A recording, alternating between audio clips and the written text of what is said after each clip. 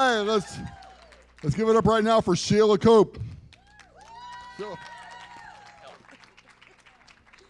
Well, hi, everybody. I'm going to start out. Dave told us not to say we'd never done this before unless we can follow it with the joke.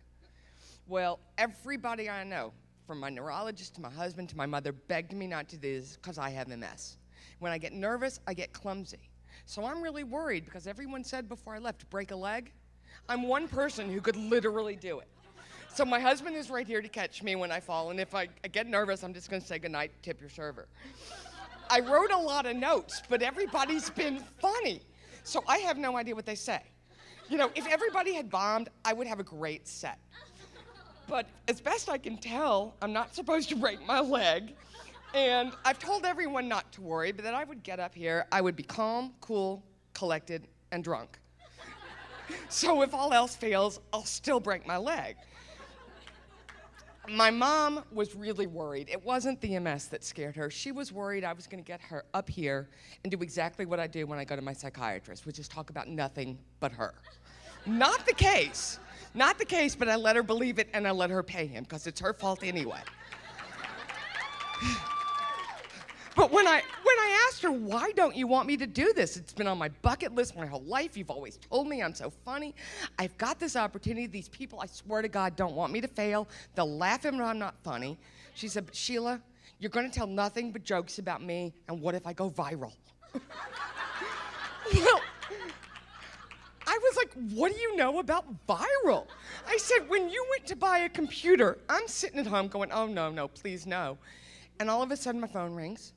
And I say, hello, and this woman says, are you Sheila Weinberger, which is who I was at the time, and I said, yes.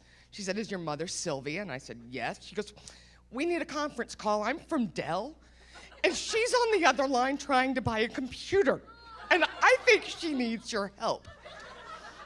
I'm like, you know, Mom, how do you know about viral? To this day, she calls me when she wants to turn it on because she's afraid she'll erase everything she ever put in it, which is nothing. She has, for 7 years, used this computer to play mahjong. And I can't read the rest of my notes. But I grew up in Nashville, Tennessee, hence the cowboy boots. But I left as soon as I could. I was born a New Yorker. I graduated college. I was out of there. And I grew up a Jew in Nashville, Tennessee, so I knew every other Jew in the entire Southeast. All 12 of us. I graduate, I moved to New York City, you know, with my parents going, oh, please don't. My mother says as she puts me on the plane, never go outside alone when it's dark. Well, I flew up there and moved up there on a Thursday night so that I could get the Village Voice and find an apartment. I'm staying with a friend of mine from college. I get there, it's dark. She goes to get in the shower, and I'm like, but I need a Village Voice. And she said, there's a newsstand at the corner, just go. Well, with my mother in my head the entire time, I am running down the most populated block in New York City with my purse like this, going like this, scared to death. I get home, I call her, I said, I'm in New York, I went outside, I'm still here. And really, I don't know what the rest of this says, except for something about, I moved back, I was miserable. It was every reason I left Nashville, was still there 20 years later. And I thought, I'm doing nobody any favors, I'm getting out of here. And somebody said, well, why don't you move to Germantown? I'm like, what is that? And it's this area, they tell me where it is, and I'm like, excuse me, that's the red light district. No, it isn't. I'm like, okay, I don't want any cracks, so I don't need to go there. I go. It is the coolest 16-block historic neighborhood I've ever seen. And unbeknownst to me at the time, my grandmother was born literally around the corner.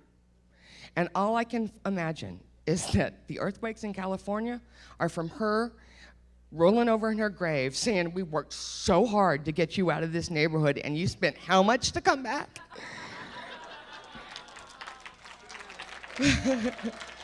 And I don't think I can do this any longer without falling off the stage. So thank you all, and I appreciate it. You've been great.